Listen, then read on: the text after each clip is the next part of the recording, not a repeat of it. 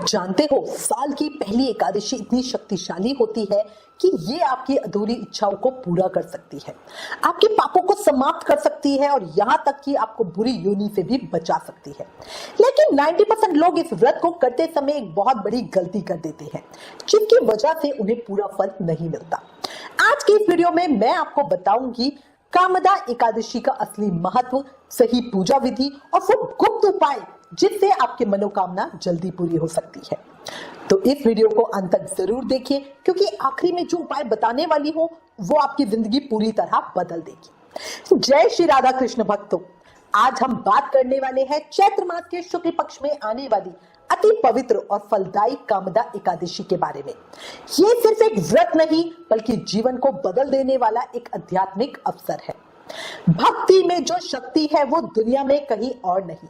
जो सच्चे मन से हरि को पुकारे वो कभी खाली नहीं। भक्तों, हिंदू पंचांग के अनुसार चैत्र मास से नववर्ष की शुरुआत होती है और इस महीने की पहली एकादशी को कहते हैं कामदा एकादशी। इसे फलदा एकादशी भी कहते हैं। इसका अर्थ है कामनाएं पूरी करने वाली एकादशी, यानी जो इच्छा दिल में है वो पूरी हो सकती है। कामदा एकादशी का वर्णन हमें विष्णु पुराण में मिलता है, जिसके अनुसार व्रत करने वाला व्यक्ति कभी प्रेत योनि में नहीं जाता। इस एकादशी की व्रत कथा सिर्फ सुनने मात्र से हमें वाजपेयी यज्ञ का फल मिलता है, लेकिन यहाँ एक बहुत बड़ा रहस्य भी है। सिर्फ व्रत रखने से ही फल नहीं मिलता, सही विधि, सही भावना और सही नियम जरूरी है। अगर ये तीन चीजें सही हो जाए तो ये व्रत आपकी किस्मत पूरी तरह बदल सकता है। पुराणों में बताया गया है, हजारों वर्ष की तपस्या और कन्यादान जितना पुण्य फल, उससे भी ज्यादा पुण्य सिर्फ इस एक व्रत से मिल सकता है। इतना ही नहीं, पापों से मुक्ति, प्रेत योनि से छुटकारा, मोक्ष की प्राप्ति और सबसे खास बात बैकुंठ धाम की प्राप्ति। हरि भक्ति का दीप जला लो, जीवन का अंधकार मिट जाएगा। अब आपको बताती हूँ कामदा एकादशी के दो सबसे बड़े फायदे। पहला फायदा है बुरी योनि से मुक्ति और दूसरा फायदा है सभी मनोकामनाओं की पूर्ति, यानी धन, सुख, शांति, परिवार की खुशहाली, सब कुछ मिल सकता है सिर्फ एक व्रत से। अब सबसे जरूरी बात, पूजा कैसे करें। ध्यान से सुनिए, क्योंकि यही लोग सबसे ज्यादा गलती करते हैं। फिर सोचते हैं हमने तो व्रत रखा, फिर भी हमारे साथ ये हो रहा है।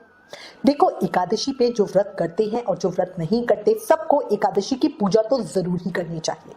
कामदा एकादशी के दिन विष्णु भगवान की पूजा की जाती है। इस दिन व्रत करने से हर तरह के दुख और कष्टों से मुक्ति मिलती है। मान्यता है इस दिन व्रत पूजन करने से अधूरी मनोकामनाएं भगवान विष्णु स्वयं पूरी करते हैं।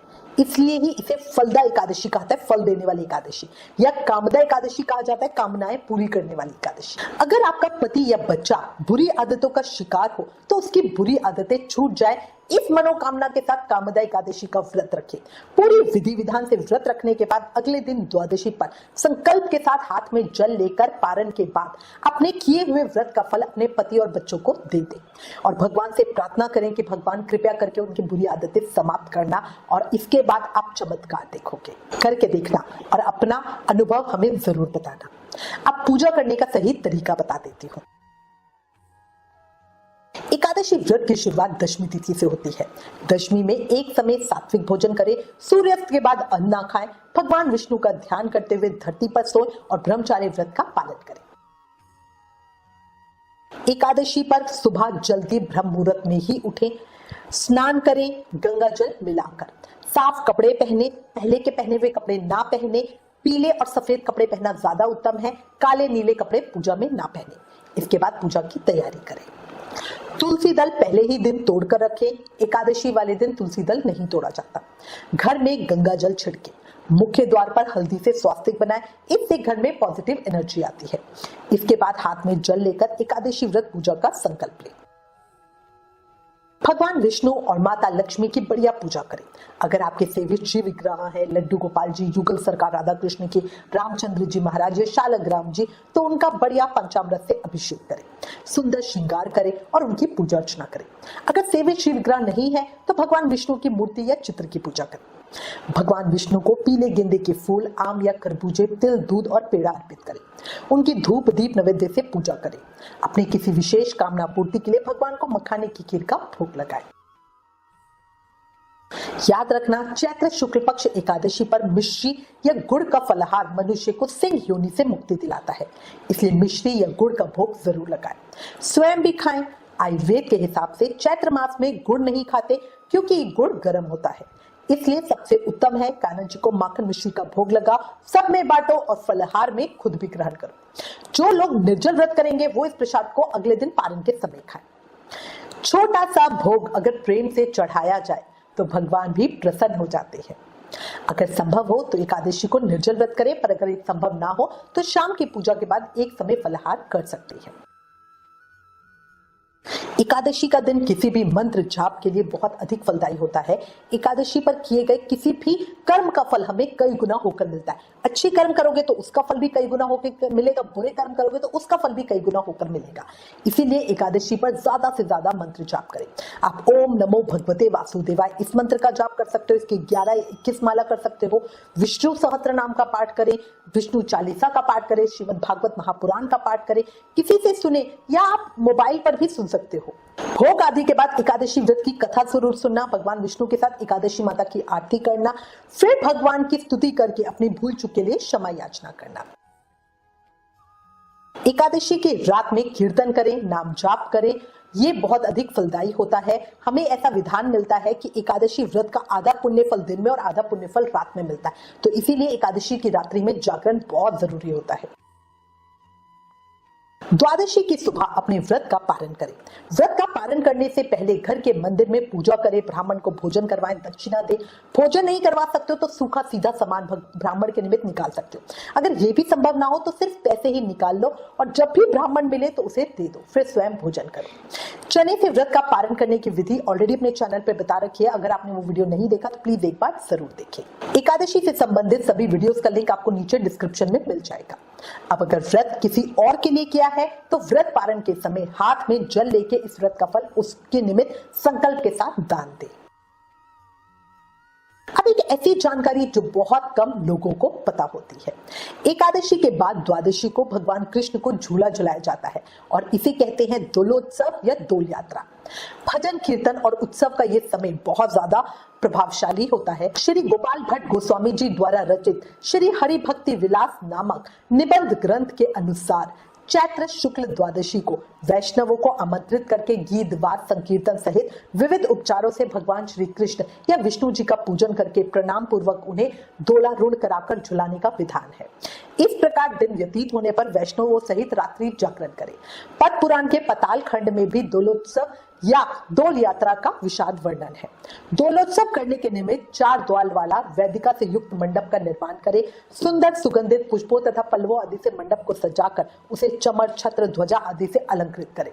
इस मंडप में षोडशोपचार विधि से पूजन करके स्वर्ण रतन मंडित अथवा पुष्प पत्र आदि से निर्मित डोल में झूले में भगवान को झुलाएं। गर्मियों में तुलसी और शालग्राम जी को ठंडक देने के लिए जल दान किया जाता है। ये पूरे महीने चलता है। चैत्र शुक्ल द्वादशी से ही तुलसी शालग्राम जल दान उत्सव का आरंभ होगा। अब कई लोग प्रश्न करते हैं कि ये उत्सव होता क्या है, तो देखो, तुलसी शालग्राम जल दान उत्सव ग्रीष्म ऋतु में आता है। ये कृष्ण पक्ष मधुसूदन मास की तृतीया से कृष्ण पक्ष त्रिविक्रम मास की तृतीया तक पूरे 1 महीने तक चलता है। ये समय बहुत गर्मी होने के कारण तुलसी और शालग्राम जी को ठंडक पहुंचाने के लिए एक छोटा से जल से भरा हुआ मटका रखा जाता है, जिससे तुलसी और शालग्राम जी के ऊपर बूंद बूंद जल गिरता रहता है। केशव व्रत भी इस माह में आरंभ होता है। इस माह में हमें इंद्रियों को नियंत्रित करके भूमि पे विश्राम करना चाहिए। 2 बार नदी में स्नान करना चाहिए तथा भगवान की पूजा अर्चना के बाद ही ब्राह्मणों में वस्त्र, मिठाई, तिल, तथा स्वर्ण का दान करना चाहिए। इस महीने में यदि कोई भगवान मधुसूदन की पूजा करता है तो उसे 1 साल पूजा का लाभ प्राप्त होता है। केशव व्रत के समय हम एक जल से भरे हुए मटके में छोटा सा छेद करके तुलसी और शालग्राम शिला को जल द्वारा स्नान करवाते हैं।